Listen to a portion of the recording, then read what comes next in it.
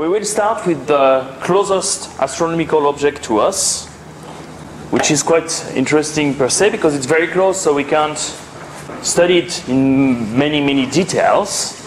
We can collect samples easily, and it brings us a lot of understanding of a lot of things around us in the universe. And it's a planet. It's actually the third planet from the Sun, so it's our home, it's Earth. So I'm not a geologist, I'm an astronomer, so I will just talk about Earth on the perspective of astronomy mainly. And if you have lots of questions about geology, Earth, earthquake, I know earthquakes are an important topic because we are living in Taiwan, you should refer to my colleagues that are more able to answer to all the detailed questions. And today I will just go for an overview of the properties of Earth as a planet. This Earth as we know it. So this is a picture taken by the Apollo 17 crew, one of the inhabited flights that get around the Earth. So this is the blue planet, as we call it.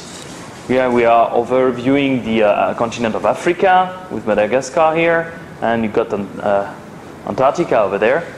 Well, as you can see, Earth is mainly blue because of the presence of water, but actually there's a lot of white there. It's water again. It's water in the atmosphere, and there is a tiny portion of the surface of Earth where there's not much water on it, which is continents. So this is a picture of Earth in true colors. So once again, you see that the main part of the surface of our planet is covered by water or ice, and these are the 5 continents as we know them. Well, 4 if you count Eurasia as one continent. And you see that there are patches of green that mainly due to photosynthesis, presence of grass, and patches that are a bit yellowish. It's the absence of photosynthesis. It's mainly rocks and sand. Actually, Earth is not that smooth, as you all know. So if you start to look at Earth in terms of lows and highs, so this is a colored map where the whiter it is, yellow whiter means higher, and greener means lower in terms of altitude. So you see there are a lot of mountains. Taiwan is here. Here you have the Himalayas, it's very high. The Alps over there, the Andes, very high, etc., etc. And actually, if you really do the topography of Earth, if you remove the water, so you can do that with radars and radios from satellites, so this is the kind of things that you will see.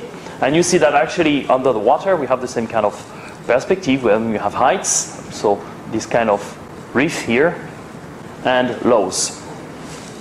So actually, we all think that Earth is round, but if you really look at it into details with a good topography of it, it's not that round. It's actually quite oblong, and you have bumps and holes everywhere. So the Earth is not totally flat, well, smoothly flat. This is actually a map made using a technique of gravity. You're measuring the gravity, how strong the Earth is attracting us. We come back on gravity in a couple of lectures. It plays a very important role, of course, in the dynamics of planets, dynamics of the whole universe as well. So, the idea is Earth is not smooth, it's not round. And if you remember a couple of weeks ago, I was telling you that the axis of rotation of Earth is actually twisting on the rotation axis. It's not always the same. It's moving a bit like that. It's mainly due to that kind of effect. Earth is not a perfect sphere. It's actually flatter on the poles and more elongated in the equator. And so it's not rotating perfectly. There is a wiggle of its axis of rotation. Okay, so all those bumps and holes have origins that can be defined in different categories. So there are several surface features. So we define those surfaces like processes that will shape the face of Earth, or the surface of the planet. It's true for Earth, it will be true for any planet, okay? Once again, I will talk about Earth as a planet, an astronomical object. So what I'm saying here is really true for all the planets that we'll describe within the next few weeks. So next week we talk about the Moon, but after that we start talking about Venus, Mars, and all the other planets. So we can rank them in 3 categories. First is impact cratering. You all know that there are some meteors that reach the ground of Earth, and they are creating holes in it. I'll show you pictures of famous example of that. So it's blasting of ball-shaped impact craters by asteroids or comets striking on the planet's surface. If you observe the moon with binoculars, you will see exactly that, lots of craters. There's erosion that is originated by wind or water in general. So they have tendency to smooth down all those features. It's wearing down. Sometimes it will build up. A couple of weeks ago, I've been with my family down south to Kenting, and just before Kenting, in the south, you're reaching this phenomena. It's wonderful. You have those like teeth-shaped mounts. If you go down to the south in Kenting, you will see that kind of things created by water and wind. It's very impressive features. So these are created by erosion.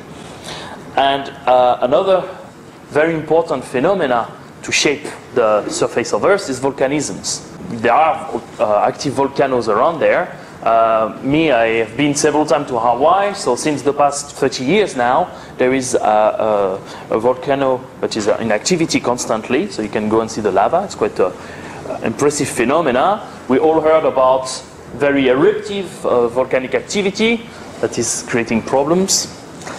And basically, what volcanism is doing, once again, is creating mounts at some point, but also smoothing the surface, because you have this molten lava that is spreading from the volcano on the surface of Earth and smoothing all the features away from the volcano.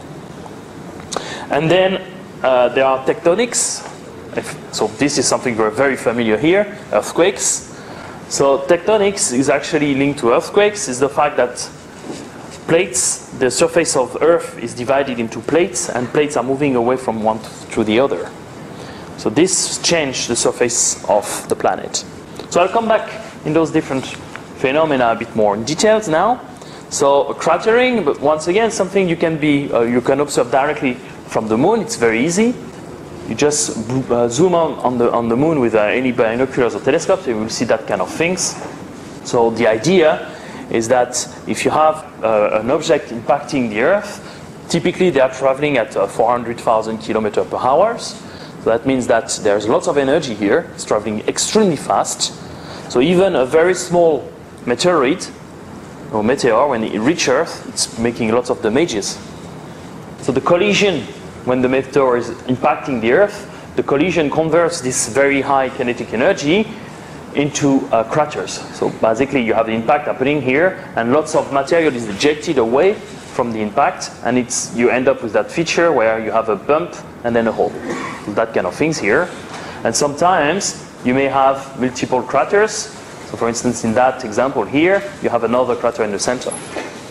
So on Earth, we don't have as many craters as on the surface of the moon. I will come back on that, mainly because of the other thing I mentioned here, erosion, volcanisms, and tectonics. But we still have pretty much impressive example. So this is the Barringer crater in North America. And just to give you an idea of the scale, this is 100 meters. So that thing is almost 1 kilometer aside. And we think that it has been an impact of an object of something like 10 meters of size.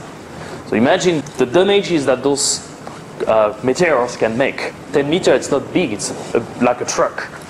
And a truck can create a craters of 1 kilometer. As I mentioned, the surface of the moon is full of craters if you observe it, but the surface of Earth, it's not that obvious. You go out, you don't see craters everywhere. So there are several reasons for that. First, the craters should be equally spaced and equally dense on all planets if there were no weathering. So that's an assumption. There's no reason why craters will fall better on one place of Earth than another one. So we expect them to be everywhere. So we should be able to see craters everywhere on Earth. But of course we don't see it, mainly because they are raised by erosion and lava, volcanisms. So what will happen is wind, for instance, when you have a bump, wind with time passing and lots of wind going on, coming and coming, will have tendencies to reduce the bump. Same thing. And move, for instance, part of the ground and fill up the holes next to it. lava, when you have a volcanic activity, the molten rocks will go out of the lava and spread on the surface and smooth all those features as well. So actually, by just looking at craters, how many craters you can see, how much you can see in a given area, you can have an idea of if there were a lot of activity in there, volcanic activity or erosion activity. So that's a very good way to age actually the surface of a planet.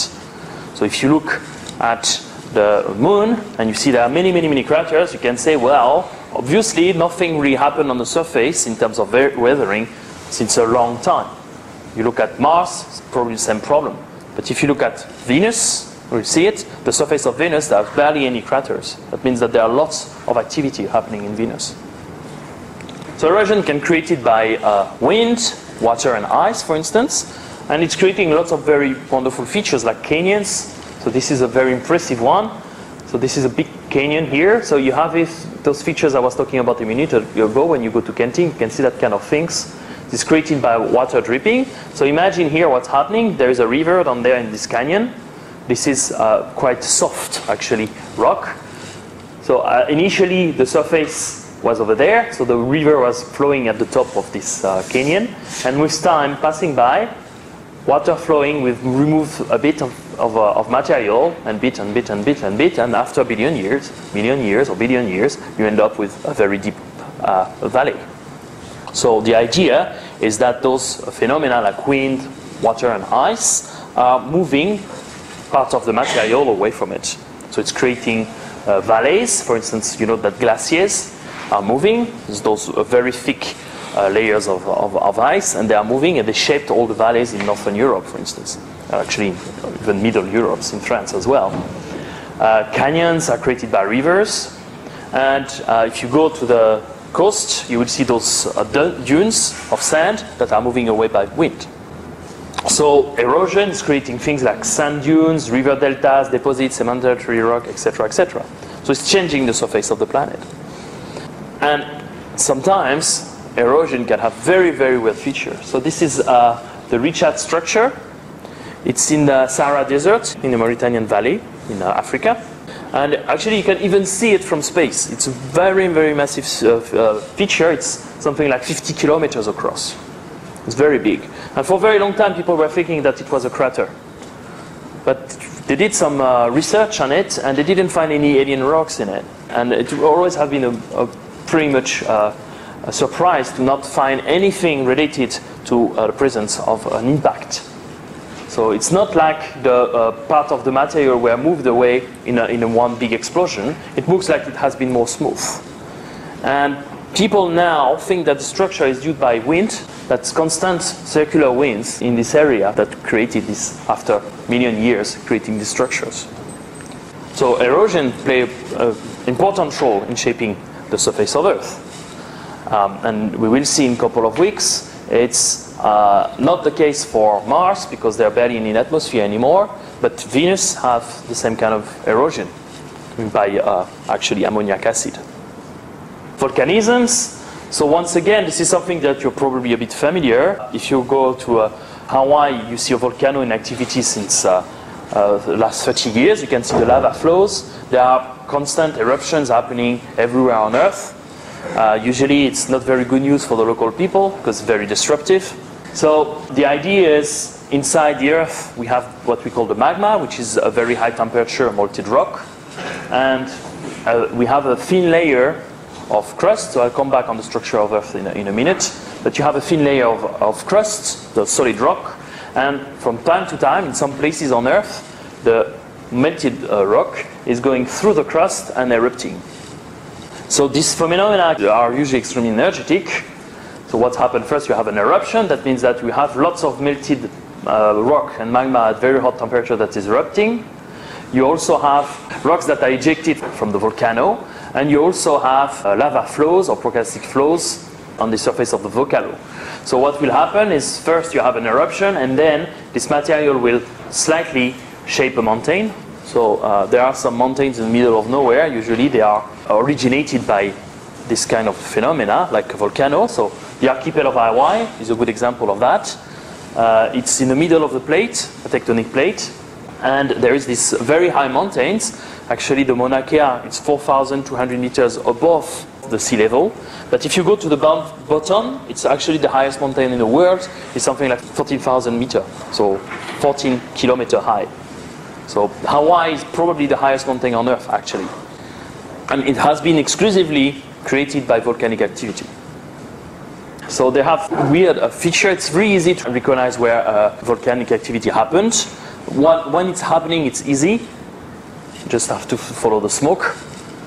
So this is an eruption in Alaska that happened in 2005. In Europe, 2 years ago, there have been a very massive eruption in Iceland. And the smoke, I can't pronounce the name of that volcano. It's cryptic. It's in Icelandic. But the smoke just spread all over Europe and actually affected lots of people, because for something like 2 weeks, all the planes were grounded because it was lots of smoke in the atmosphere, quite hot smoke. And also the particles of this smoke were pretty heavy, so people were thinking that it may destroy the engine of the planes. And it affected even people in Taiwan, like me, because it happens just 1 week before the birth of my son. And my parents were supposed to come to be there for the birth, and they couldn't, because they couldn't leave Europe because of the volcano. So I will remember for a long time this volcano. So it can be very, very impressive. So that's not a picture I took myself, but I have pictures in my personal collection that are quite similar to that I took in Hawaii. This one is from the Mount Etna in Italy, in Sicily, Stromboli. So this is just very, very high temperature melted rock that is flowing away from the volcano. So we see that all those features are affecting the surface of Earth.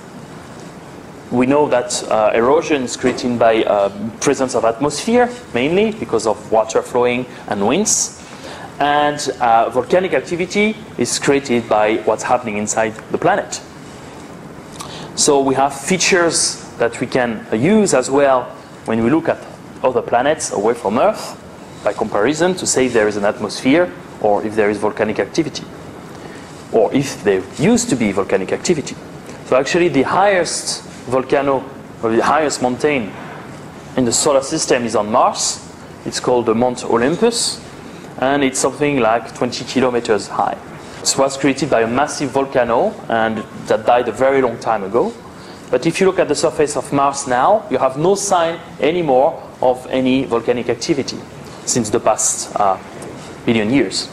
So using those features, like erosion, like the delta created by water flowing, like the valley created by glaciers, etc., we can trace the history of the planet and have an idea of the recent history of the planet. And the volcanoes and earthquakes are extremely useful actually to study what's happening inside the planet. So we don't have the technology yet to do the core movie, let's send someone inside the Earth. It's very difficult because temperature are extremely high, pressure are crazy. But we can use tricks like earthquakes, seisms, waves, to determine what is the composition and the density on the ground, below our feet. So I just now described briefly how the basics of geology, how our planet is composed, from my limited knowledge of it.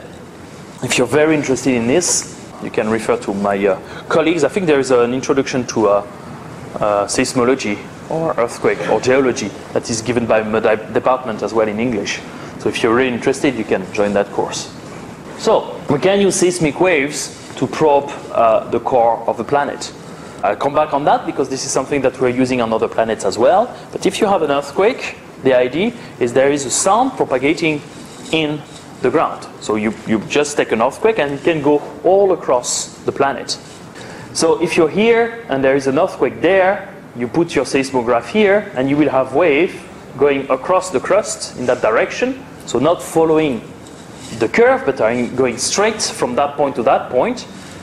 Okay? And the wavelength of the sound is directly linked to how dense the material is. So if you have a very dense material, sound will propagate very difficult. It will be very difficult for the sound to propagate. And if you have a low dense material, it will propagate faster. So the speed of the propagation wave can tell you about the density of the material. And that's how more or less we start to have a very good topography of what is inside our planet by just using seismic waves. It can be very, very precise. So Earth is almost entirely made of rock. So we have a very thin, on the top here, this black line here, layer of rock, that is the crust. So it's very thin, contains low density rock and solid rock. Temperature of the surface is around 0 degrees, so it's not melted. And it's more or less something like 10 kilometers. And then below it, you have what we call the mantle, which is at moderate density. And this is mainly made by a molten rock. This is where part of the magma is originated. And then you have the core inside the planet. And so you have two parts of the core, the outer core and the inner core. So we think that the core of the planet is dense and it's mainly made of metals, which may be the origin of our magnetic fields. I'll come back on that in a minute. And the Earth core is in two parts. The molten outer core, that is very high temperature and liquid, and in inner core, which is mainly made by only metals and extremely solid. So we have a very solid core. So the presence of this very solid core inside the Earth that is rotating, the Earth is rotating, and this presence of these metals that are in the inner core that is rotating around this solid core is creating a dynamo effect. And it's actually creating magnetisms. So we have a solenoid and it's creating magnetic fields coming from the Earth. So this is another cut, so it's not to scale at all. So there is this, first we have the layer of atmosphere, then there is this thin layer of crust, the upper mantle, the outer core, and the inner core. So just to give you an idea of the distance, this is the depth from the surface into the center of the Earth. The diameter of the Earth is around 6,400 kilometers. The radius of the Earth is around 6,400 kilometers. And this is the depth from the surface. So we have a crust that is something like around 10 kilometers, in fact. And then we have the first layer, so the upper mantle. So the lava is mainly coming from the thin layer under the lithosphere, which is what we call the crust here. Then there is the lower mantle, and then we have what we call the D layer, which is the transition between the mantle and the core. And you have the two cores, outer core that is molten and the inner core that is solid. So give you an idea of distances. Once again, the crust is extremely thin. There are two things to notice here, is that actually, as we come back in a minute on it, the crust is not one monolithic block all around the Earth. It's actually patchy. There are plates of crust, and those plates of crust are moving away one from the other due to ridges in oceans. So if you remember the picture of Earth I showed you earlier on, you have those features in the middle of the oceans here, those rifts that are like mountains. They're actually like a zone of volcanic activity, so you have constantly magma coming out of this part of the rifts, and this magma is pushing the plates away. So actually those two plates, this part of the crust is moving that direction, and this part of the crust is moving the other direction. And on the other way, of course, you have these ridges that have tendencies to push those two parts of the crust opposite direction. And at some point, of course, because you can't push everyone away from it, you have subduction zone. That means that this part of the crust is going that direction, this part of the crust going this direction, so they have to subduct. And part of the lithosphere and the crust is rejoining the mantle. So it's melted and rejoining the mantle. So actually, Earth is recycling its own crust. So you have a cycle, and you can imagine that on very long scales, if you have, for instance, a crater that happened here, so you have a crater created by a meteorite here, you wait sufficiently long of time, your crater will go to the subduction zone and disappear. So this is one of the main ways to get rid of the craters on the surface of Earth. So this tectonics, the fact that those plates are moving away, are created by ascending convection current and descending convection currents in the magma. This is a phenomena you're very familiar with.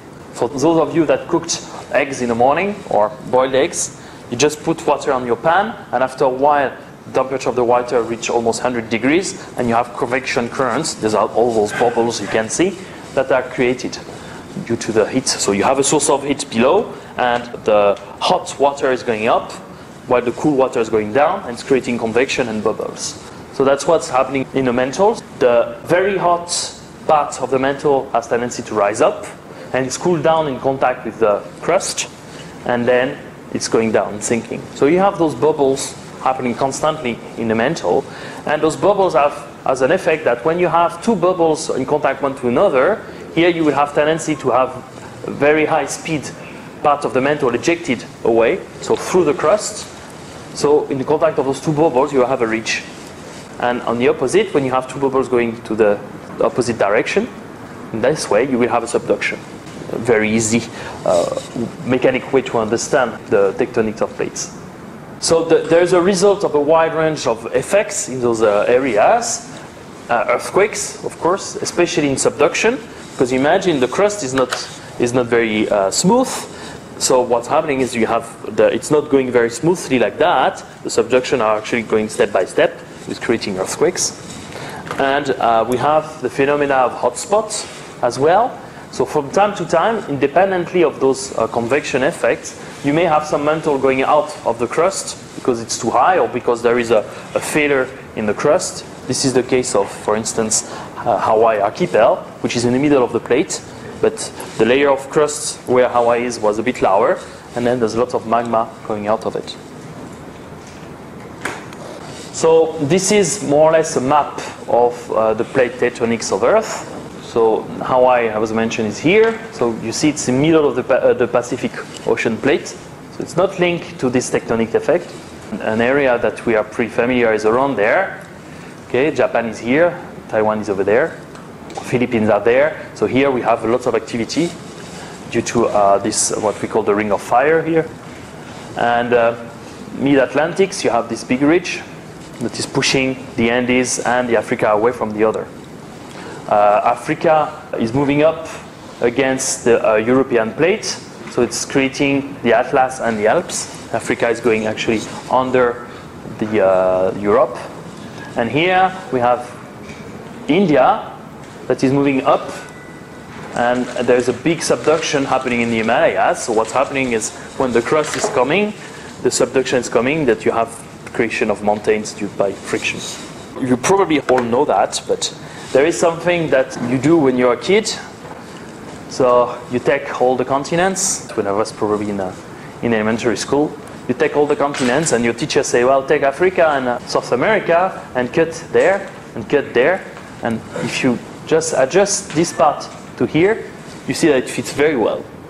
If you take this, you put this here, and that this, you do it. You can do it at home if you want. You will see that actually the adjustment is pretty good. And it's not really a coincidence. It's actually coming from this reef. That means a long time ago, Africa and South America were only one continent.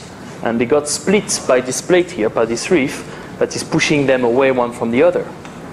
So if you do that for all the plates and try to trace the history of it, you realize that eventually, something like 250 million years ago, all the continents were together. And this super or mega continents, we call him Pangea, 250 million years ago. So the main part of the surface of the globe was water, and there were just a very massive continent in the middle of it. That explains a lot of things in geology. The fact that you can find different material from one part of the Earth to the other, while there's no reason why things could transit. It's also explained migration of some kind of animals. So you can understand why, for instance, lemurians or mammals were so spread, because probably when the first mammals appeared, it was only one continent, and then it got split. And some places like Madagascar, for instance, you remain a very, very primitive mammals, like called lemurians. You have some in the Taipei Zoo here. Or if you have seen the movie Madagascar, that's the one that's doing I want to move it. So the lemurians actually are very primitive mammals. and they just got isolated from the rest of the world, while Madagascar drifted away from Africa. And eventually, things are moving away from the other, and you can imagine that after a while, well, they can join on the other side. So people are doing simulations, and probably in 250 million years, according to the simulation from those people from University of Texas, then we have another Pangea. That means once again, all the continents will be together, and you have this massive continent once again. So it's cyclic. Okay? In the future, it will be put together again? Yep. So in around 250 million years from now, it will go the other way around. So North Africa and South Africa will be joined together. Africa and Europe will join together. Actually, we know that the Mediterranean Sea, between Europe and Africa, is disappearing. It's reducing years after years by a few centimeters. It's not very noticeable, but we know that it's retracing. It's getting smaller and smaller and smaller, and eventually it will totally disappear. It's due to the fact that Africa is going under Europe. So, as I told you, tectonic activity is mainly created by convection phenomena in the mantle of Earth.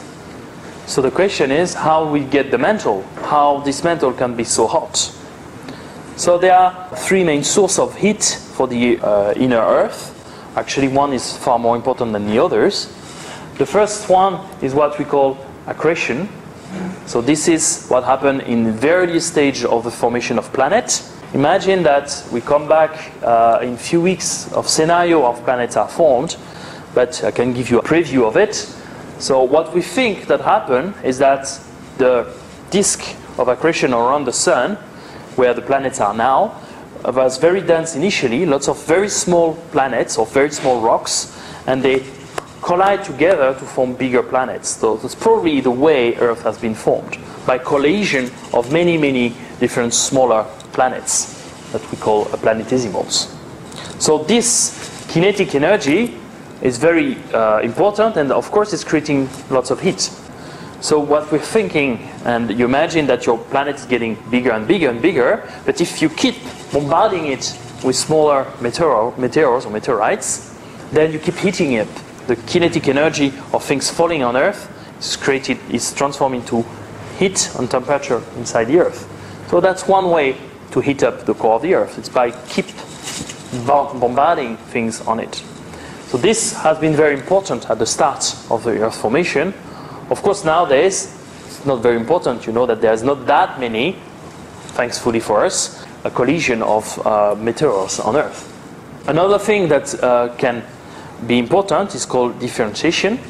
So for people of you that have done a bit of gardening, it's something that you know very well, you have tendency to always have the big rocks going out on the top.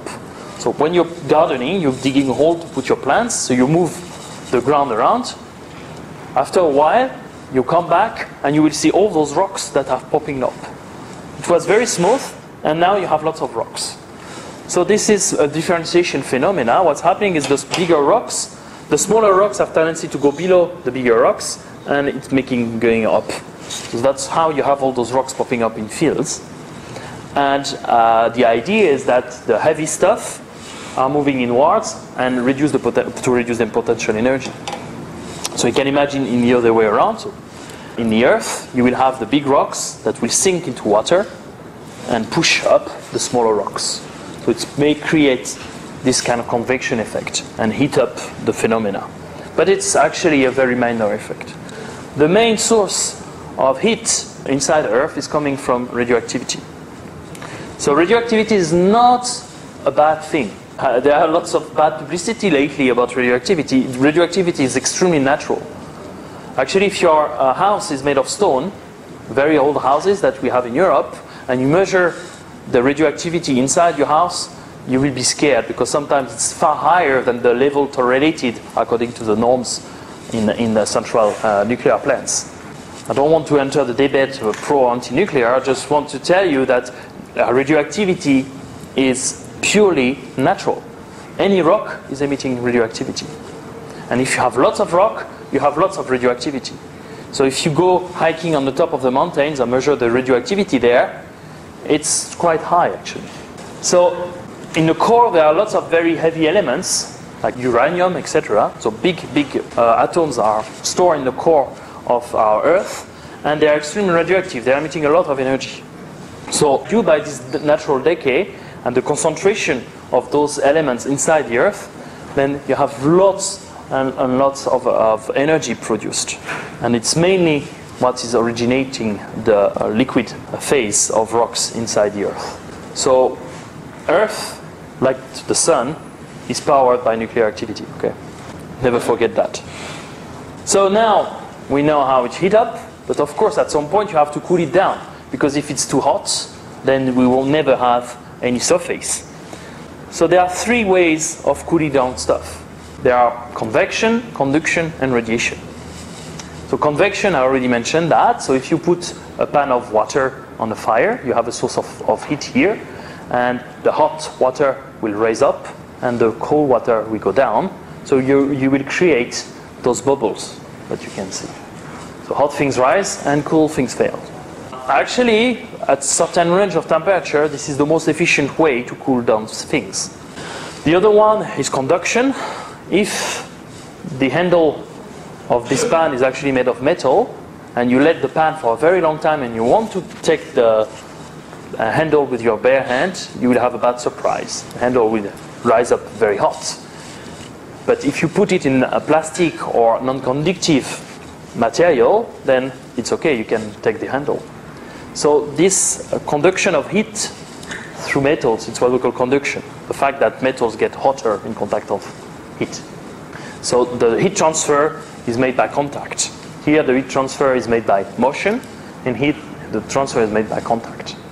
And the last way is the one you're using in the core of the winter when you want to get a bit more heat. It's radiation. Remember what I said a couple of weeks ago, light is radiation. So the fact that your heater is transferring energy to you, it's going through light. Heat is light.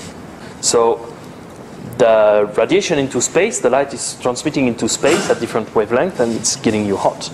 You know that with the sun, if it's a very sunny day, it's getting more hot. This is all the radiation conducted by light that's going through space and through our atmosphere to heat us up. So this is a very efficient way for cooling down. And if you boil milk, you will see that actually at the surface of milk you start to have a skin, like a skin, and you let cool it down. You will have a layer of milk, a thicker layer of milk on the top of your pan. This is exactly what happened with the crust on Earth, is that the temperature of the surface of Earth is around 25 degrees. So when the convection is happening, the surface of the magma is cooling down very rapidly. It's a very efficient way to cool down. So the surface is very cold. So that's why we have a crust. Conduction is important in the inner core of the Earth because it's solid, but for the rest it's pretty minor. Actually, the main part of the heat transfer inside the Earth is made by convection. And radiation, there is a bit of radiation coming from the Earth, but it's pretty minor.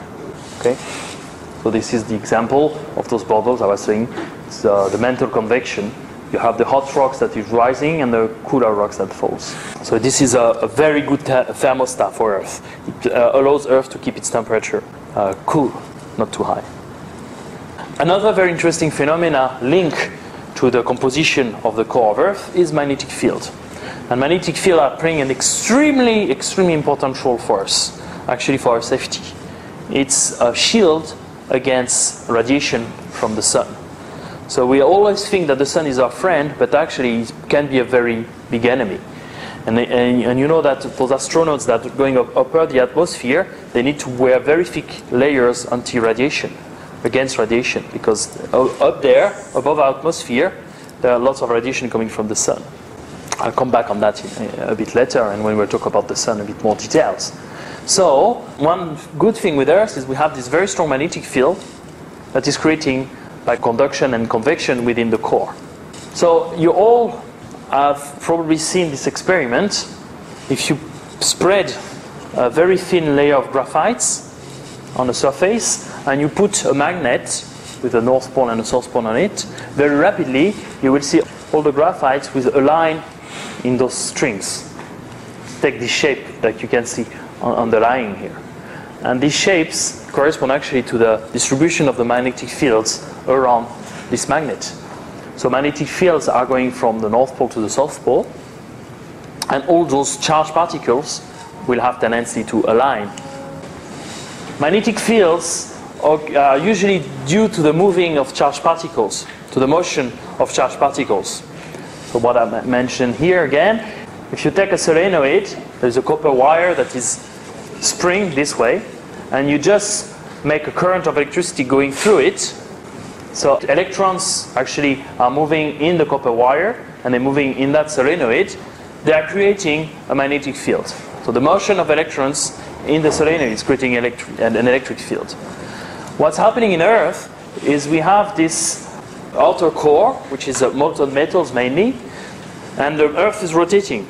So it's creating convection inside the core. If you take this bottle and you can start to make it turn, inside it, the liquid will turn as well due to friction effects.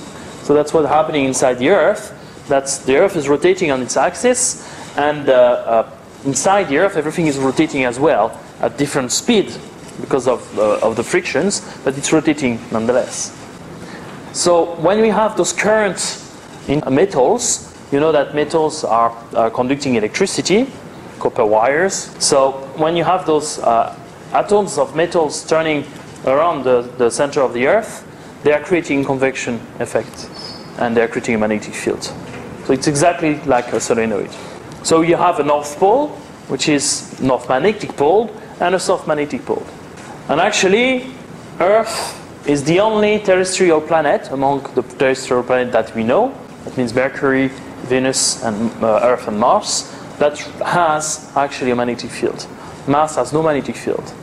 So it tells us something else. It tells us that Mars probably don't have this molten metal core. When we come back on Mars and Venus, I explain to you why. The geology of those planets is slightly different. So measuring magnetic fields tells us also of the history of the planet. So the magnetic pole is actually changing location very rapidly. So last time we measured it precisely, probably there are more recent location now, but in 1999 it was somewhere here, North Alaska. So it's quite close to the physical pole, that means of axis of rotation of Earth, but it's not exactly the same place. And it's moving actually. So this magnetic field around the Earth, like I mentioned already, is extremely important. It's playing a very, very important role to safeguard our life. So our friend the Sun is emitting lots of energy. There's actually lots of radiation, lots of light and heat that's coming from him. But sometimes you also have eruptions. And parts of the material, mainly hydrogen, that is composing the Sun, is ejecting into space. This is what we call solar winds, usually. So you have those charged particles that are moving extremely fast away from the Sun. And they are very dense. It's what we call a plasma. And those things can be extremely disruptive. So the Sun is constantly emitting a low-density breeze of charged particles that we call the solar wind. And the Earth magnetic field, so here you have the Earth, this is our magnetic field. So as I show you, magnetic field normally is something that is roundish, so we should have something quite round. But because we have this wind coming constantly from the Sun, our magnetic field is totally distorted. But all the particles that are coming from the Sun are actually shielded by the magnetic field and deviated from the Earth. So it never reached us. So the magnetic field of Earth is acting exactly like a shield against those very destructive particles coming from the Sun. However, some particles can get trapped into the magnetic fields and fall on Earth. But usually, due to the configuration of the magnetic field, they will be trapped here and fall from the North Pole and the bottom pole. From the equator here, they will be always deviated around the magnetic fields. But some of those charged particles will end up on Earth, but usually only on North and South Pole. So you all have heard about borealis, aurora, this kind of phenomena here. You have seen movies, and actually there is a very nice movie on Apple a few weeks ago, months ago, when you see evolution of aurora borealis. So it's visible only from North Pole and South Pole, And actually what it is just the interaction of those very, very energetic particles coming from the sun with the atoms and particles in our atmosphere. And it's creating those very wonderful phenomena. That's very beautiful, that looks very wonderful, but actually it's very dangerous. So we can see that here. So you can see this phenomena only in North Pole and South Pole, because this is the only place where those very highly charged particles coming from the sun will fall on Earth. All the other will be deviated by the magnetic field. So exactly like we see here. So the particles won't be able to fall directly on Earth. They will be deviated, and some of them will follow the magnetic fields and fall down from north and south. Okay? Actually, this is something that is quite constant, a constant phenomena. So this is a picture taken from a satellite, and those green things are aurora borealis, created by this phenomena. So you see they are just locating in North and South Pole. And this phenomena of auroras is not only happening on Earth. It doesn't happen in other telluric or rocky planets, but actually Jupiter, Neptune, Uranus, and Saturn have this kind of phenomena. So the giant planets have magnetic fields as well, and they have aurora phenomena. I'll show you some example when we talk about giant planets later. Have any questions? Right. This is because of the particle. Yes. So the charged particles that are coming from the sun are interacting with the atoms in the atmosphere, and they're creating. Also happened in the giant planet. Yes, we'll see that when we talk about Saturn. Mainly, Saturn is pretty impressive. Right. So another very important feature of our Earth is the atmosphere. So we all know that it's important because otherwise we won't be able to breathe. And I mentioned last week when we were talking about telescope that the atmosphere is very important for us, but can be a nuisance for astronomers. However, the atmosphere has a very, very dedicated structure, and of course I won't talk too much about it once again. In the department of Earth Science I belong to, there are a group of atmospheric science, and those people are specialists, and if you have very detailed questions, it's better to refer to them than to me, but I will try to describe my understanding of it. So the atmosphere is actually a very thin layer of gas that is around our Earth, and actually it's getting thinner and thinner. So you know that when you go up, you have actually less atmosphere, and eventually you don't have it anymore. As a result of that, if you go to the top of a mountain, like at 4,000 meters of altitude, you have 25% less atmosphere than on the ground. So you have 25% less of oxygen. So if you go to summit of mountains, you get very stupid because your brain is not alimented anymore by oxygen. That's why also we keep pressure in planes when you're flying up. If you decide to open the door of a plane when you're flying up, you will have a bad surprise. As a result of that, pressure is changing a lot as well. So imagine on the ground, you have lots of air above you, so the pressure is very high. But if you go up and up and up, you have less and less air above you, less and less atmosphere, so pressure is going down. So atmosphere is actually just gases that are trapped around the Earth, that are surrounding the solid part of the planet. And it's a very, very, very tiny fraction of the total mass of the Earth. 2/3 of the air on Earth lies within the 10 kilometers of the surface. So here we have an example. This is what we call the troposphere. So this is the Mount Everest, the highest mountain on Earth, the highest point on Earth. And this is a plain. So this is the kind of places where we usually stay. Okay, very few people are going above this kind of layer. So 2/3 of the air is just within this layer. And if you go upper and upper and upper, then the density is getting lower and lower and lower. So weather balloons, when you want to take measurements of the weather forecast, so this is more or less where the clouds are as well. So we go to very high level. Here, you're always above the clouds, so you can do meteorology. And then there is, so it's called the stratosphere. Then you have the mesosphere, which is the upper layer. It's very thin, but if you observe shooting stars, this is more or less where it happens. So shooting stars are very tiny particles of dust that are crossing our atmosphere, and they're coming very, very fast. So what's happening is the dense, as they are in contact of denser part of the atmosphere, they light up. They just burned out. And it's creating those shooting stars you see.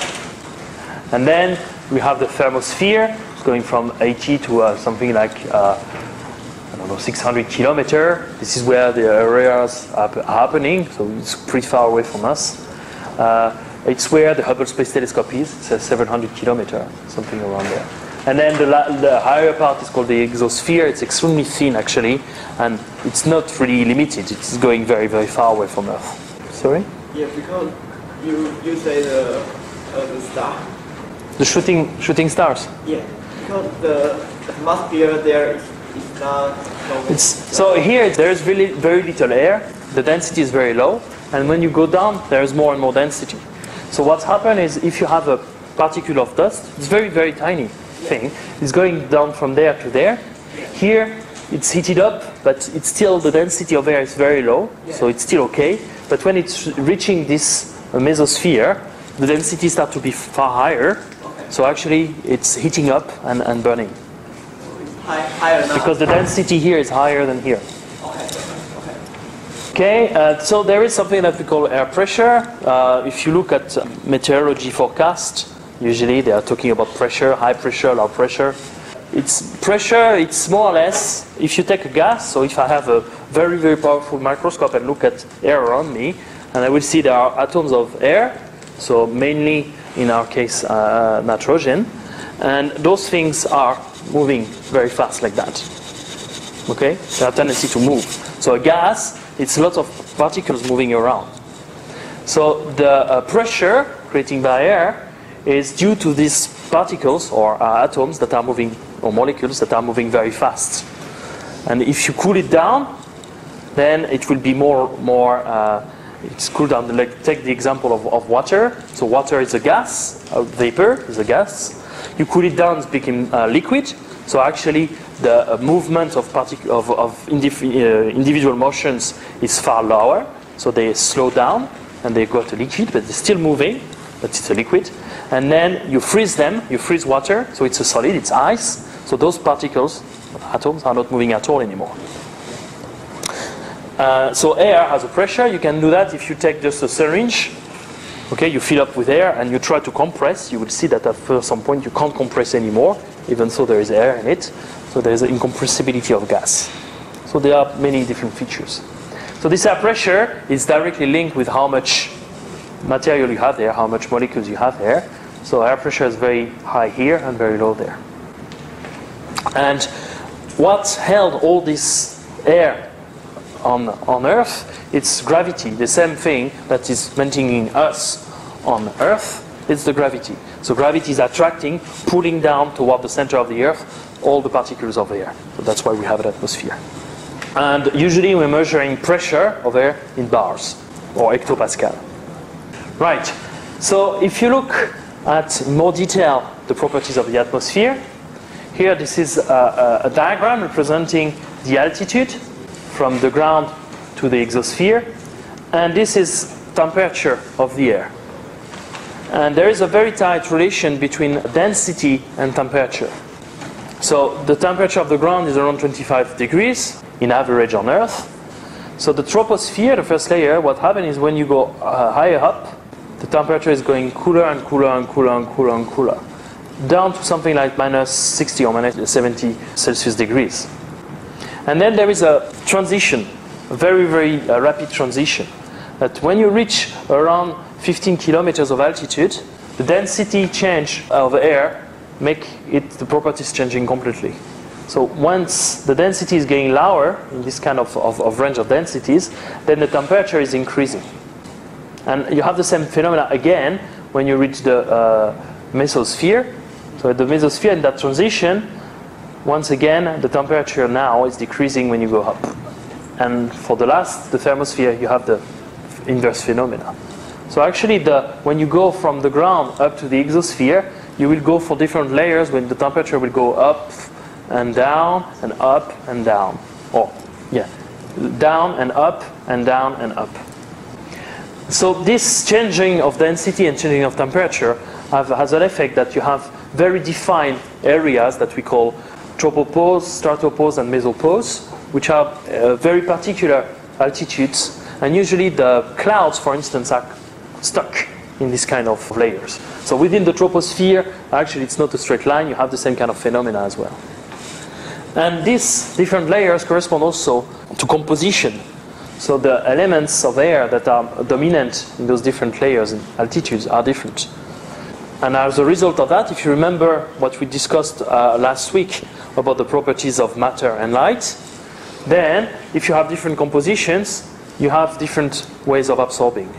For instance, visible light is going all the way through, while UV is stopped at some altitude, and X-ray at higher altitudes. This is due to this composition of Earth that is changing with altitude. So for instance here, the X-ray will never go below the thermosphere. So here, the composition of the air in this upper layer is such that all the X-ray photons are absorbed. And the UV are stopped by the mesosphere, while visible is going all the way through. So, there is a related question to that, is everybody knows that the sky is blue. Well, when it's not cloudy, by default, and it's during daylight, the sky is blue. You have a very beautiful picture. Actually, lots of people can take that if you take the plane. You are above the clouds, so you're above the troposphere, and then the sky is blue, but it's getting thinner, and actually upper it's getting darker. So you know that during the night the sky is black, during the day the sky is blue, but if you go above the clouds and high altitude, you will see that actually the color of the sky is getting darker and darker and darker. Do anyone know why the sky is blue? That's a difficult question. Actually, it took a while for people to understand that. It's even more complicated to understand why the sky is black during the night, but I'll talk that late in the lecture. It's a very complex problem. But the sky is blue have been solved about 100 years ago. But they have been. So the answers of people range from because the sea is blue. So yes, okay. So why the sea is blue then? And people don't have answers. Actually, the sea is transparent, it's made of water. Water doesn't really have colors. It's mainly transparent. So the sea is blue because the sky is blue in reality. So it's not really the answer, satisfying answer. So the sky is blue due to the composition of the atmosphere. So, like I said, there are many molecules in our atmosphere, and actually they have different properties. And one of the properties of those molecules in the atmosphere is that they are not reacting the same way depending on the colors. So those molecules in the atmosphere, they let the red light coming very easily, but actually they have tendency to spread the blue light. So when you have a photon, a blue photon, that is eating one of those molecules, you have tendencies to go in any direction. While when it's a red photon, striking these molecules, it just goes through. As a result of that, you have what we call scatter light. So lately, if you have driven across Taipei, you came a lot across phenomena of scatter light. It's called fog. If there are lots of water in the air, late in the evenings, and you're driving, you will see that there's condensation around you, and it's very difficult to see through it. You have lots of vapors around you, you can't go through it.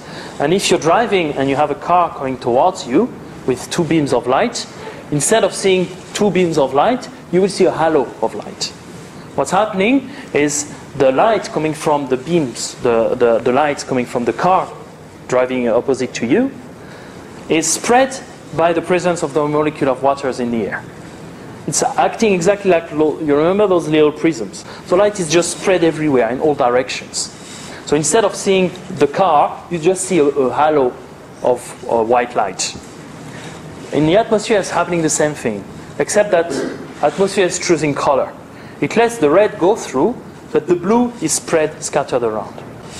That's why that when you're here, it's noon, and you look up, the red are going directly through, but what you see is all those blue photons that are scattered by the atmosphere. So it looks blue above you. On the other hand, when it's sunset or sunrise, and you look to the direction of the sun, what's happening is that now the layer of atmosphere here is very more important than the layer of atmosphere here, because the light of the sun has to cross all this layer of atmosphere here to come to you, while here it just has to go from there to there. So the blue light is even more scattered. So scattered that actually totally disappears. You don't see it anymore. The only thing that you see is the red that is going through. That's why when you look at the sun, when it's sunrise and sunset, it's red. How about green or purple? Well, of course there is a whole spectrum of light. It's the two opposites. So the blue is the more scattered and the red is the less scattered. And all the colors in between are scattered at different indexes. So you just see the extreme actually. Okay? So that's why the sky is blue. So the sea is blue because the sky is blue. And we'll come back on that when we talk about other planets to explain their colors. So planets that have atmosphere will have colors. And I'll show you, we can explain why Jupiter is mainly yellowish, whitish, why Neptune and Uranus are mainly bluish. The same kind of reasons, same kind of phenomena. And of course planets like Mars that barely have an atmosphere, you just see the color of the ground directly. So the composition of the atmosphere, you probably all know that. It's mainly composed by nitrogen, N2, that's 78%. Then there is a huge fraction of oxygen, O2, which is very important for us because otherwise we won't breathe, so we won't live, around 21%. Then there is a tiny layer remaining of argon, and then a very, very tiny part which is composed by CO2, H2, and neon, etc., etc. So CO2, the carbon dioxide, represents only 0.03% of the global budget. It's a very, very tiny fraction. There's so much nitrogen because actually we'll see that in the cycle of molecules in the atmosphere, but the nitrogen is very unreactive. Actually, the nitrogen doesn't really react with matter. It's not absorbed by sea, it's not absorbed by rocks, so our nitrogen just stays there. So there are several questions that are raised by that. First of all, where the oxygen is coming from? What is the origin of the O2, which is so important for us? And if we look at what we think is the primordial composition of the atmosphere of Earth, there are barely any O2. There are actually a lot of CO2. So the other question is how come there is so little CO2? And CO2, it's easy to understand. CO2 is created by things that burns, you know that. And CO2 is actually massively created by volcanic activity is producing lots of CO2. So where all this CO2 is, what happened to it? And there is something that is very current, hear a lot about in the news, is the greenhouse gas effect. So the fact that presence of different molecules in the atmosphere, mainly water, but also CO2, you have absorption and heating effect on the atmosphere. So the greenhouse gas effect, the most important molecule in the greenhouse gas is not carbon dioxide, is water, and by far. Water is the far most abundant element than CO2. Then you have carbon dioxide and you have methane. Okay, so remember that the gas that is creating the most greenhouse effect, that means absorbing infrared light, is O2. So what is this greenhouse effect about? Well, you remember I told you when we were talking about black bodies that heat is actually light. And the heat that we use to heat ourselves is infrared. So those molecules are actually absorbing infrared and keep it for them. They're rising up the temperature of the air. So where all this O2 is coming from? Well, mainly it's coming from life. Actually, photosynthesis, plants are our best friends here. That's why we should avoid to kill all the plants on Earth, because then we won't have any source of oxygen. Plants are converting CO2 into O2. So if you don't have a source of CO2 in the atmosphere, very rapidly you shouldn't have CO2 anymore. And I will come back on that. CO2 is playing a very important role actually. So we need to have a bit of CO2 as well. So there are so many plants, and early Earth was covered by plants. So there are so many plants, planktons in the sea as well are doing the same thing, to transform the CO2 into O2, that we should get rid of all the CO2 very rapidly. Remember that O2 is also very reactive. explosions, you know, explosions are created by the presence of O2. Fire, if you make fire, it's because you have a lot of O2 around you. So the oxygen is extremely reactive. So it's getting destroyed easily. So there are lots of ways to get rid of the O2. First, we use it, animals, including humans, are breathing, so we are using the O2s. But oxidation, when you leave a bar of iron outside for a very long time and get all rusted and almost destroyed, is just because the iron catched up oxygen. That's what we call rust. So FAO. So it's also eating up the oxygen from the atmosphere. Also, O2 has the faculty to absorb UV, which is a good thing for us. And when the O2 is eaten by UV, it's transformed into O3, we call ozone. And you're probably maybe a bit young for that, but in the mid-80s, early 90s, there was a big problem when scientists realized that there were a big hole above the Antarctica in the ozone layer. And we know now that it was created by CFC, which have molecules that were used in sprays and refrigerators, for instance. So the ozone layer is very thin. It's actually in the middle of the troposphere. And it's very important for us because it's absorbing UV. So it's our shield against UV. And you know that UV are very dangerous for our skin because it's very energetic photons. So the existence of ozone is very important for us. So O2 at the end is supporting life. It allows us to breathe, but is also protecting life. So I mentioned earlier on that different composition at different elevation from the ground of Earth are absorbing or scattering different photons. Ultraviolets are absorbed by ozone in the mid-atmosphere. That's why we don't have UV photons hitting us on the ground. So there is a very important element, is water as well. You know that without water, there's probably no life. You have to drink a lot of water to be in good conditions. The presence, when we talk about exoplanets, planets elsewhere, or how we look for life elsewhere in the universe, water is playing a central role. We know that the presence of light is not essential for life, because we have example of life form under the crust, in caves that are living, life forms in the bottom of the sea. So they are using other source of energy than light. But what is common in all the life forms on Earth that we know is water. We need water. So to have the presence of water under its more important form for us, it's liquid. To have the presence of water in the liquid form, you need to be at the right distance from the sun. But also, water is also self-regulating. It's protecting itself. The presence of the clouds above our head is playing a very good effect to reflect sunlight, so to cool down the atmosphere.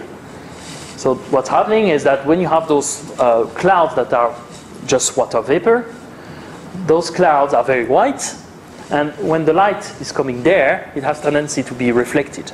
That's what we call albedo effect. And it's very important for us because it helps us cooling down the temperature of the atmosphere. But also, vapor is a greenhouse effect gas. Actually, it's one of the most potent and abundant greenhouse gas. So what's happening is the molecule of H2O have tendencies to spread infrared around them. So when you have an infrared photon eating H2O, it's exactly like the blue part in the sky.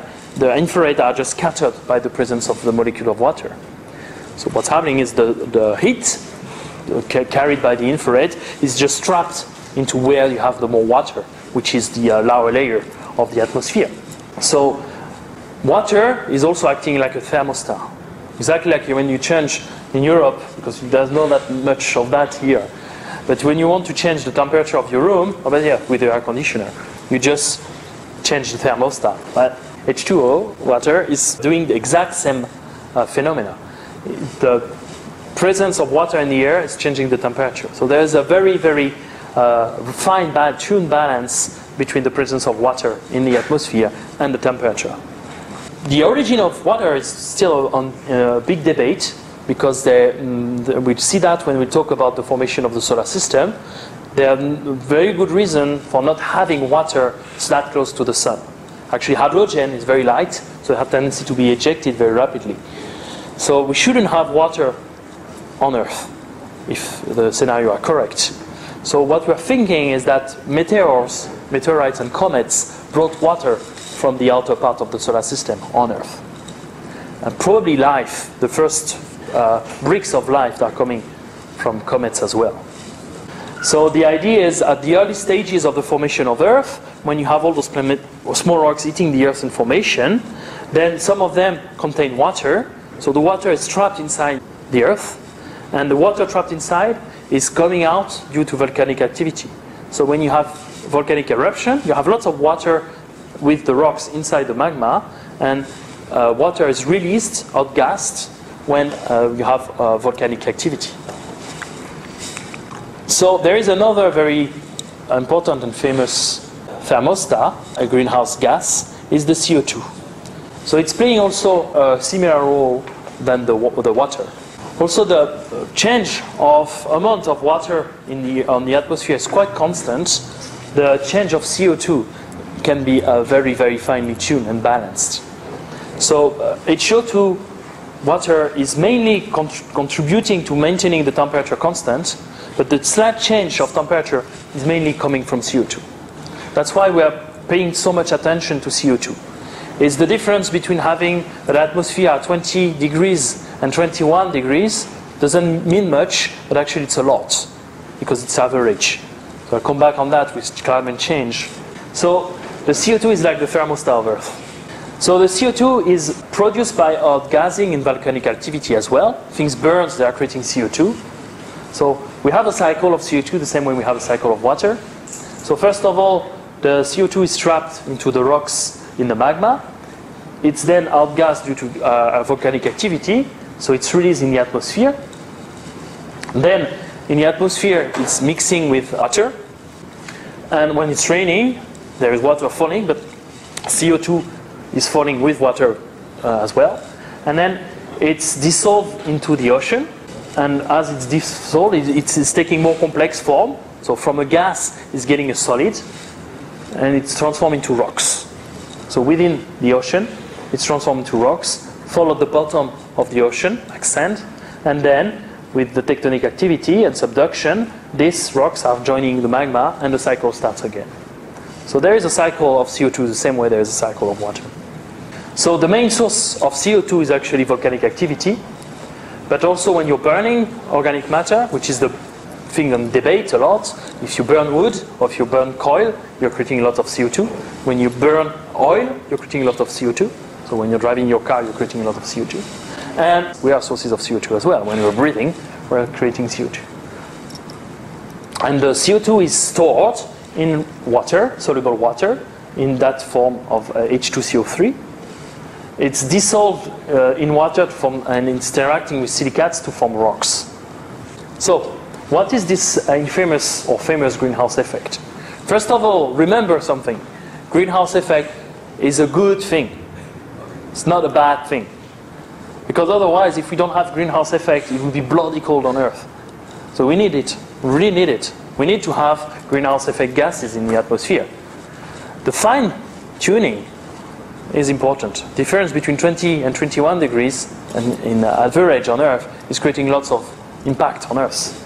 But the greenhouse effect per se is very important. It plays a good role for us. It's a natural effect. It's not created by men. It's a natural effect. It occurs even if we are not there. So the idea is the Earth, when you have light coming through the Earth absorbs some light on the sun and the surface of the ground is heating up. When it's a very sunny day, you will see the ground is very hot. And if it's raining just after, you will see evaporation, very rapid evaporation. So the sun is heating up the ground. Part of the light is, as I mentioned, reflected by the clouds, and part is going through it.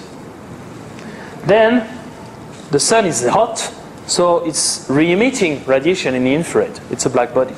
So you heat it up, it's re-emitting radiation. And some of the molecules in the atmosphere are actually scattering those radiation inside. So if you have a very heavy layer of CO2 or H2 in the lower part, which is the case, the main part of the radiation, the main part of the infrared light is trapped within the troposphere. So it's very close to us, so it's hot around us. Eventually, part of it will go up to the top, and a very tiny fraction will escape from the Earth's atmosphere. So that's a good thing, because during the night, temperatures are not sub-zero. If you go on the moon, during the day you have the sun hitting your face directly, so it's something like 100 degrees, and during the night you don't have the sun at all, so it's minus 100. It's pretty bad for us, right? So this greenhouse effect is very important to keep the temperature of the atmosphere very constant. Okay, I mentioned that already. So the question is, we think that the origin of life is also linked by the fact that the climate on Earth is very constant, very stable. We don't have that often very dramatic change of temperature. It happened, you know that we have the Ice Age, you probably have seen the movies, but suddenly temperature dropped, or suddenly temperature rised, and you have dramatic effect on life on Earth. But in a day-to-day level, it doesn't happen, okay? We don't have change of temperature of 20 degrees very often, let's say. So we need to have a way to stabilize this climate, to keep this climate very constant. So this is linked to the cycle of carbon, of CO2, and cycle of water. So we have a way to really regulate the temperature of the Earth. So what's happening?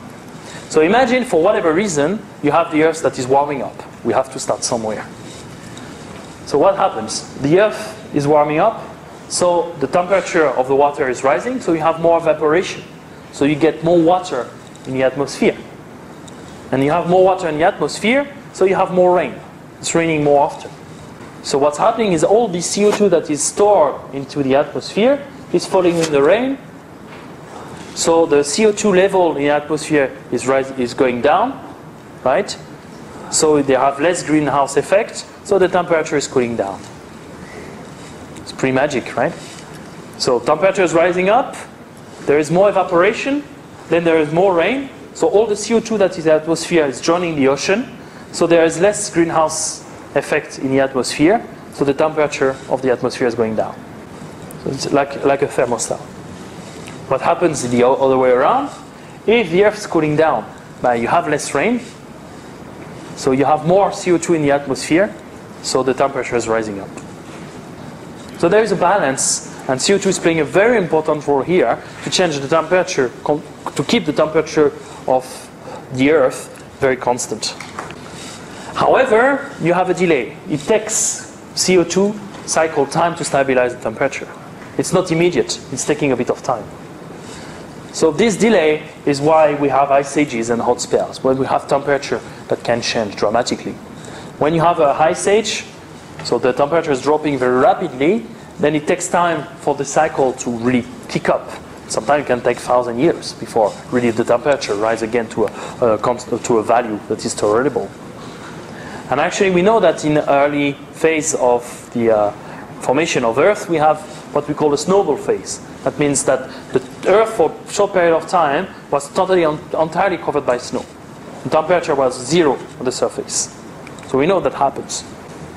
We know also that the sun, and we'll come back when we talk about the cycle of evolution of stars, the sun is getting brighter and brighter. So the sun is not something that is immutable. It will change. It's evolving, it's changing. So the relationship we have with the sun made a lot of importance on that. So the fact that the sun is getting brighter and brighter and brighter, that means we'll get hotter and hotter and hotter on Earth. So it could be a problem with climate. And of course there is the big question of the impact of humans. So we know that we have an impact on Earth. We know that we have an impact on the climate. For instance, I mentioned that this is the ozone layer hole over the Antarctica, has been discovered in the mid-80s. So this is a picture of the density of ozone. So red is good, that means high density, blue is low density.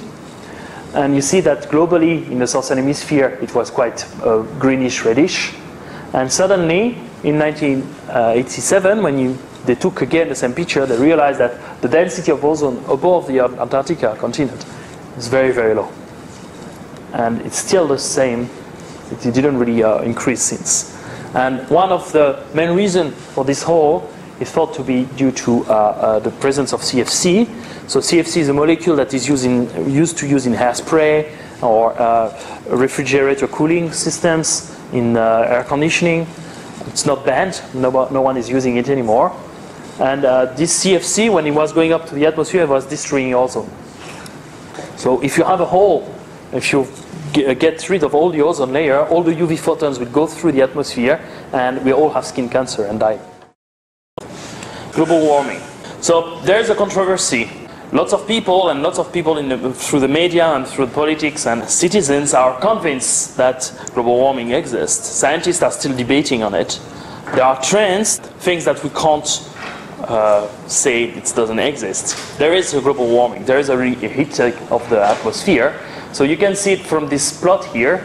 This is the increase of temperature compared to how it was around 1850 with the time since 1850 to 2000. So in red, these are the observations, what we see, and in gray, these are something like a model.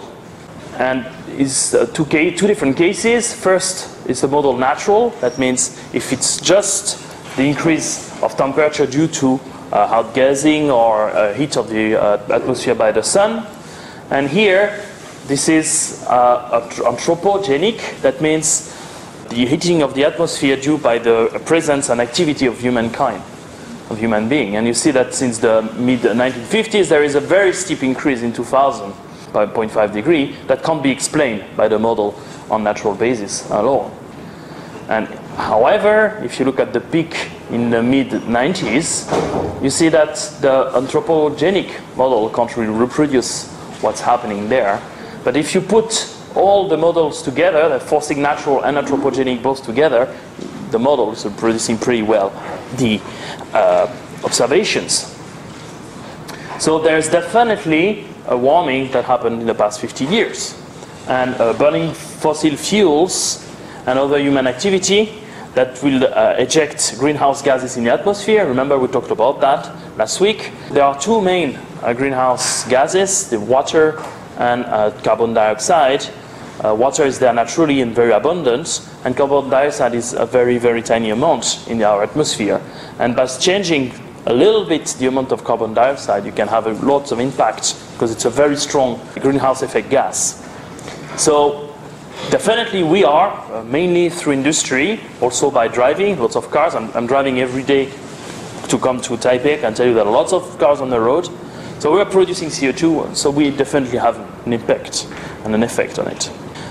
So eventually, if the rising concentration of greenhouse gases will start to increase a lot, then the atmosphere will be warmer. This is what we call global warming, with all the consequences, melting of the ice in Antarctica, rising of water, so the coast will disappear, etc., etc., etc. So, I just will do a very quick poll. There are 20 people each here. So, first of all, I would like to know who think that global warming is real. So please raise your hand. Do you think global warming is real? Right, looks like majority of people think global warming is real. Do you know how much has the average temperature of Earth risen in the last 100 years? So, who's in favor of 0.5 degrees? A. 2, 1 degree? Yeah. It's 5 degrees. 10. No, not such extreme. So it looks like the majority of people think it's 1 degree. As far as you know, from medias, from what you heard on TV and read in the journals, newspapers, is it the highest temperature ever recorded on Earth's history? Is it or is not? Who thinks it's the highest? Earth has not been that hot ever. No one. So you think B. You think that before in the past it has been more hot, or at least as hot as today, right? Now, who's to blame? Human activities? Who thinks it's because of us that the global warming is there? No one? Well, 1, 2, 3. Okay. Who thinks it's natural causes? Okay, 4.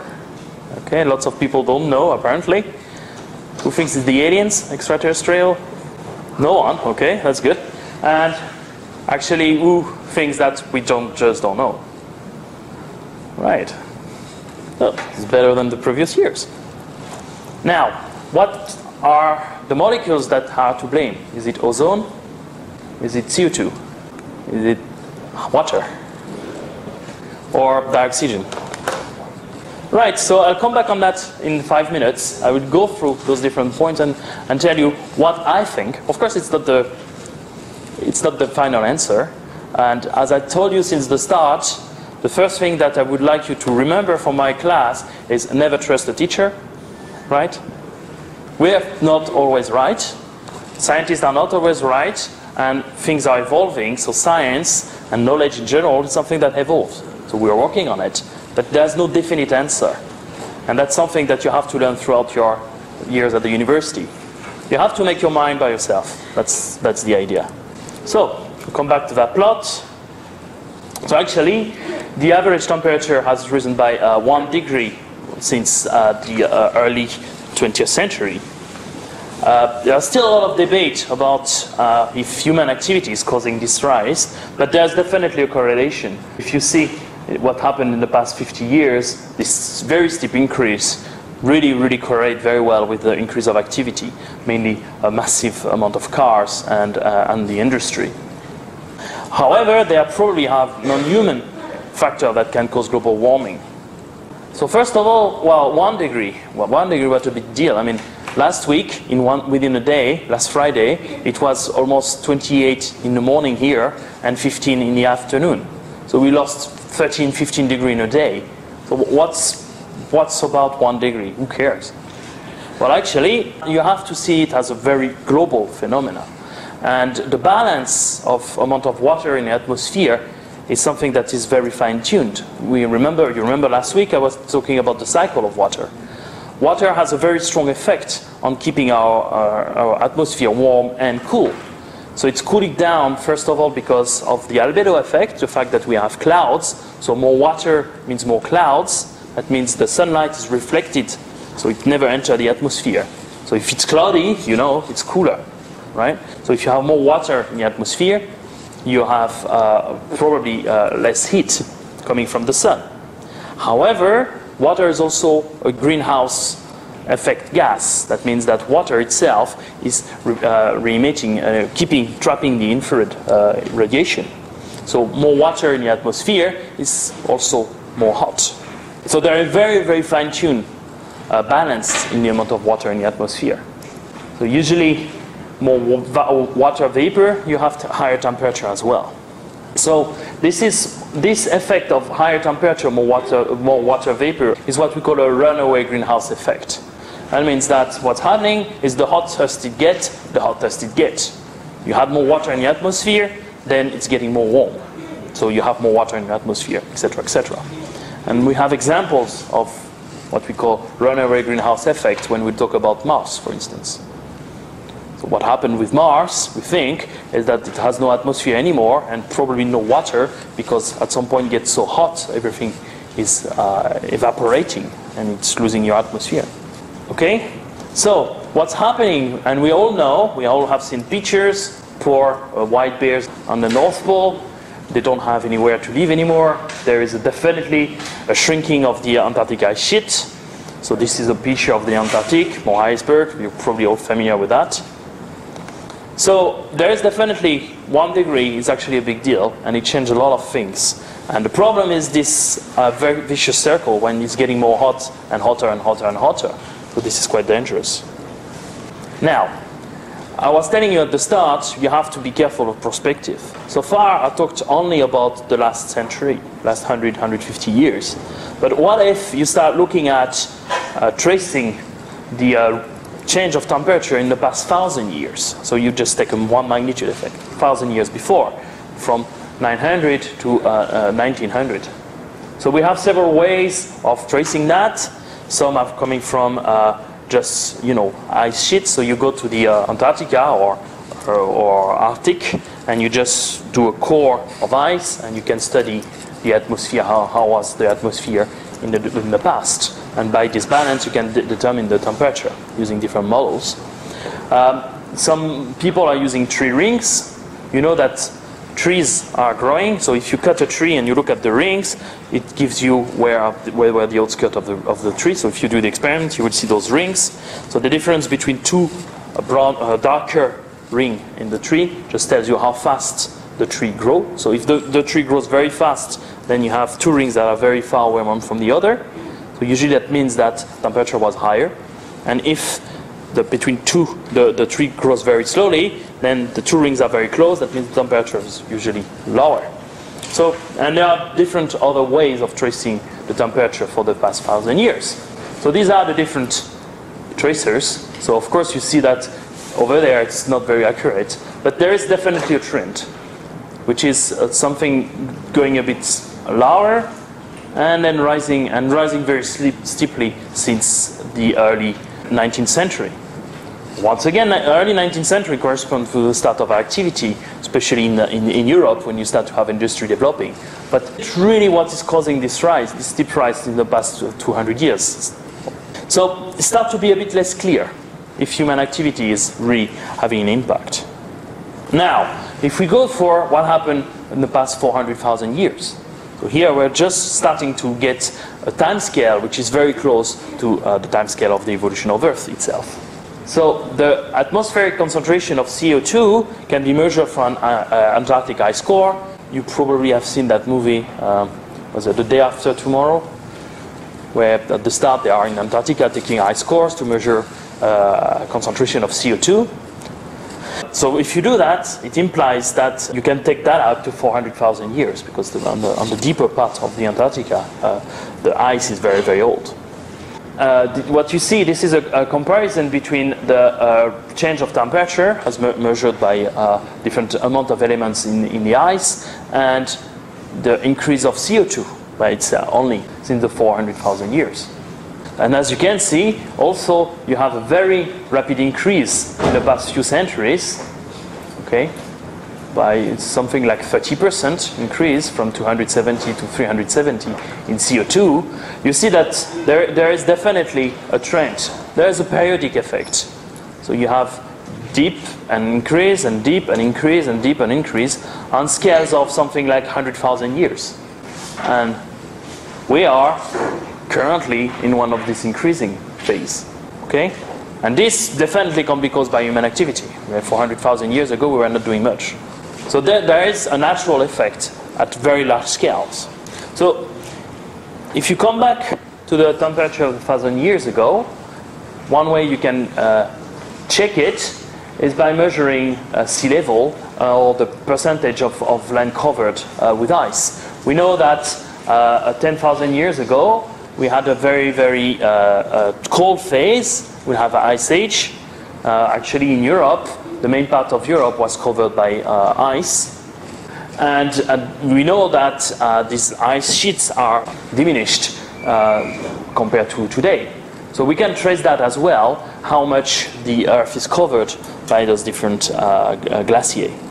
We can also trace where the coastlines were and how it changed. And we know that, for instance, 18,000 years ago, the sea level were 100 meters lower than now. So the sea was further from us. So this tells us somehow that it was colder, because lots of water was trapped into ice in the North Poles. So this is a representation of how extending the North Pole was, the glacier North Pole were. You see, so Europe is over there. Where I'm from, in France, it was all covered with ice. I can tell you it's not the case anymore. And same thing, North America was almost entirely covered. So we have several tracers telling us that there is natural causes for the change of temperature. So there are this phenomena of ice age. So this is a scheme showing you in million years what is the change of sea level. And you see that there are changes again. And something like 250,000 million years ago, there were a very, very, very strong ice age. The entire Earth was probably covered by ice. So you can see that there are cycles that occurs over a period of every 250 million years. And within this small dips, you can see a cycle of glaciation of a period of 40,000 years. So those changes are puzzling. We don't really understand what's happening exactly. We have clues, but there is something that's happening at a very large scale, and it's far bigger than any human activity. And actually, we have an idea of what's happening. And it was first proposed by this man, Milankovitch, in the 20s. You remember that I told you a while ago that actually the axis of rotation of Earth is changing with time. The angle of rotation of the Earth compared to its plan of rotation around the Sun is around 23.5 degrees. But actually it's not fixed, so Earth is twiggling as well on this axis. And you remember that means that the North Pole, North Celestial Pole, is changing with time from one star to another. Currently it's Polaris, but in 14,000 years it will be Vega. So this precession effect, as we call it, has a cycle of 26,000 years. Actually, there are even more effects that are happening in other different timescales. For instance, the rotation of Earth around the Sun is almost circular. It's almost a circle. Not quite, actually. It's a bit elongated, but very, very tiny elongated. This is what we call eccentricity. Instead of being a perfect circle, it's slightly flat on some point and slightly elongated. You remember I talked about perihelion and aphelion. So there are sometimes the Earth is a bit further, and sometimes the Earth is a bit closer to the Sun. And the distances are changing with time as well. The eccentricity is changing. Sometimes the rotation of Earth around the Sun is almost a circle, and sometimes it's a bit of ellipsoidal, and it's changing with time. And the period are around 100 to 400,000 years cycles. Also, this angle of 23.5, and I mentioned, changed slightly with time.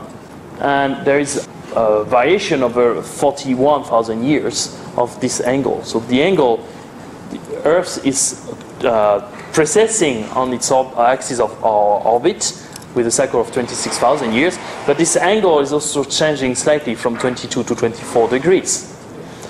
So if you start to take, and all these are measured quite precisely nowadays, so if you start to take into account all those different phenomena and try to reproduce what the amount of light that is coming, the amount of heat that is coming from the Sun, because all this would change slightly the exposure of Earth compared to the Sun with time, you can come up with a model. Okay? So the motion through space of Earth is very complex because of all those things. It's not exactly the same. It's changing with time with different periodicity. It's like a crazy spaceship, and it's very difficult to reproduce even with computers. So the flux of solar radiation that it's receiving is changing with time. Sometimes hotter, sometimes cooler. And this definitely will trigger climate changes. So if you look at here, this is a model in red. So if you take account all those different change of motions of Earth around the Sun, and you can predict how much heat is coming from the Sun, you came up with that kind of models with different periodicities. So you have the periodicities of 40,000 years, you have periodicity of something like 150,000 years, and this is the amount of change of temperature you can notice. Then now, if you compare with what we observed through the core of ice in the Antarctica, we see that there is definitely a correlation. Sometimes not completely, so there are extra effects, but there is definitely a correlation at very large scales. So definitely our Earth is replying, answering to via climate change to this change of heating from the Sun that is happening with time. And it's in physics what we call a very nonlinear effect. So you probably all heard about the idea of butterfly effect. So this is the story in change of when you do modeling of meteorology, for instance, in climate. You know that a slightly change in your model in one part of Earth may completely change how the global model is reacting. So the idea is if you have a butterfly letting his wings somewhere in Europe, it may create a typhoon in Oceania. It's called the butterfly effect. This is in physics what we call nonlinearity. That means that a very tiny change in your model is amplified very rapidly, and you have a big change at the end. So it's very, very difficult to predict, first of all. But secondly, it can create a very, very weird effect and very rapid change. So for instance, we have what we call the ice albedo positive feedback loop. That means that if you increase the coverage, so the temperature is diminishing, and you increase the coverage of Earth with ice is very white, is reflecting a lot of light, so the atmosphere is getting cooler very rapidly as well. So the more ice you have, the cooler it gets. And this is very nonlinear. That means it gets totally crazy. That's why we think we have almost lots of evidences now that, for instance, Earth has been in a total snowball phase, that we call. That means that it was entirely covered with ice, something like a billion years ago. And this is probably due to this kind of crazy effect where albedo, due to the presence of ice, just totally changed very rapidly the climate. So, in short, what you have to remember for all of this is not that simple. And there are coincidences or a conspiracy that makes our climate changing very rapidly currently. Human beings definitely have effects on it, but it's not the end of the story. And by stopping emitting any CO2, like some people are asking us to do, may not change anything. It's far more complex than that. So, extra causes of ice age. I mentioned the pattern of the motion of Earth around the Sun, but there are other things that can create ice age. Atmospheric condition, especially greenhouse gases, the proportion of greenhouse gas in the atmosphere are changing the atmospheric conditions, and the presence of dust. So how come you can have dust? Well, you can have dust produced by volcano. I talked about last week the volcano in Iceland 2 years ago that totally grounded all the plains in Europe for a couple of weeks. Well, when you have massive volcanic eruptions, you have lots of dust that is emitted in the atmosphere.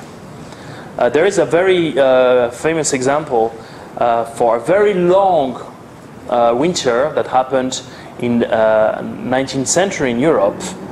The winter was extremely long. For a couple of years, the winter has been extremely long. And actually, it corresponds exactly to a massive volcanic eruption that happened in the Pacific belt. So there is a very tight correlation. So what happened is there are massive volcanic eruption in one part of the Earth, lots of dust that has been spread around the atmosphere, and that prevented the sun to heat up the atmosphere. So the atmosphere gets darker, so the sunlight is not going through, and then the temperature is dropping very rapidly. So there's the changes of Earth orbit and inclination, I mentioned that. The motion of tectonic plates results in changing of landmass distribution as well. So imagine when you have the Pangea, all the continents were together. This has also an effect of the balance in temperature in the atmosphere. If you have more land distributed all around the place, it's heated up more rapidly. But if it's concentrated, it's changing the balance. So this has an effect as well. And you can also mention the impact of large meteorites. So you're probably all aware that dinosaurs disappeared. We don't see them anymore in the backyard. And one of the main invoked cases is meteorites impact in the Bay of Yucatan in Mexico. So we have trace of this meteorite. It was pretty massive. So what happened is if you have a big meteorite impacting, for first, it's extremely energetic. So around this area, there are lots of earthquakes and lots of volcanic activity. But also when the impact is happening, there are lots of material that is expulsed from the ground to the atmosphere. So creation of a massive amount of dust. And following this, you can have winters for a very long time, like cataclysmic winters. And this winter, this impact probably created a winter, a glass age period for a very long time. That's probably is at the origin of the extinction of the dinosaurs. So we could keep going the list, but there are lots of natural causes that will change our climate. So to come back to the poll I gave at the start, so you were probably right. Global warming is real. That's something that all measures are converging to it. The temperature change is around 1 degree.